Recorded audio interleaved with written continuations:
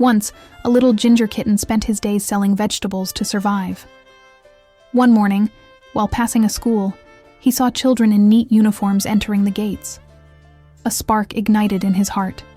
He longed to study just like them. However, he had no money for fees or books. Determined to change his fate, he began a journey of immense hard work. He took on any job he could find. He cleaned toilets, sold newspapers in the busy streets, served tea to strangers, and even worked as a washerman scrubbing clothes. Each coin he earned was a step closer to his dream.